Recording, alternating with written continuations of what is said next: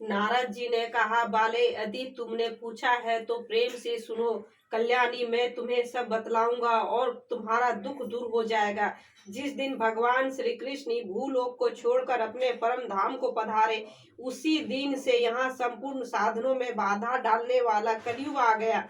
दिग्विजय के समय राजा परीक्षित की दृष्टि पड़ने पर कलयुग दिन के समान उनकी शरण में आया। भरमर के समान सारग्राही राजा ने यह निश्चय किया कि इसका वध मुझे नहीं करना चाहिए, क्योंकि जो फल तपस्या, योग एवं समाधि से भी नहीं मिलता, कलयुग में वही फल श्री हरि कीर्तन से ही भली भांति मिल जाता है। इस प्रकार सारहीन होने पर भी उसे एक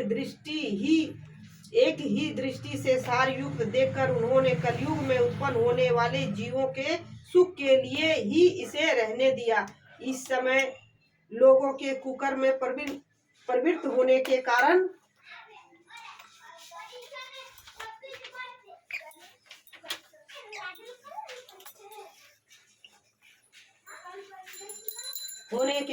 सभी वस्तुओं का सार निकल गया है और पृथ्वी के सारे पदार्थ बीजहीन भूसी के समान हो गए हैं। ब्राह्मण केवल अन्य धन आदि के लोभवश घर घर एवं जन जन को भागवत की कथा सुनाने लगे, इसलिए कथा का सार चला गया। तीर्थों में नाना प्रकार के अत्यंत घोर कर्म करने वाले नास्तिक और नारकी पुरुष भी रहने लगे, इसलिए तीर्थों का भी प्रभाव जाता रहा। जिनका चित्त निरंतर काम, क्रोध, महान लोभ और तृष्णा से तपता रहता है, वे भी तपस्या का ढोंग करने लगे हैं, इसलिए तप का भी सार निकल गया।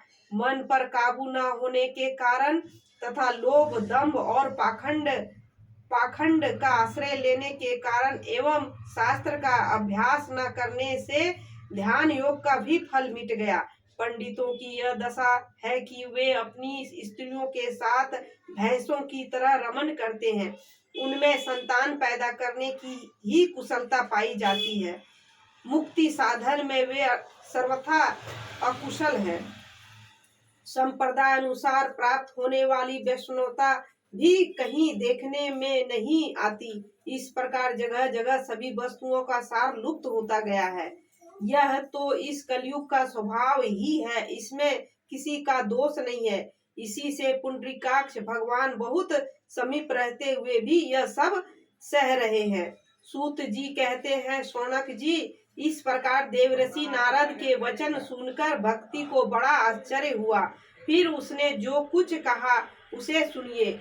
भक्ति ने कहा, देवऋषि आप धन्य हैं, मेरा बड़ा सौभाग्य था जो आपका समागम हुआ। संसार में साधुओं का दर्शन ही समस्त सिद्धियों को परम कारण है। आपका केवल एक बार उपदेश धारण करके क्याधु कुमार प्रहलाद ने माया पर विजय प्राप्त कर ली थी।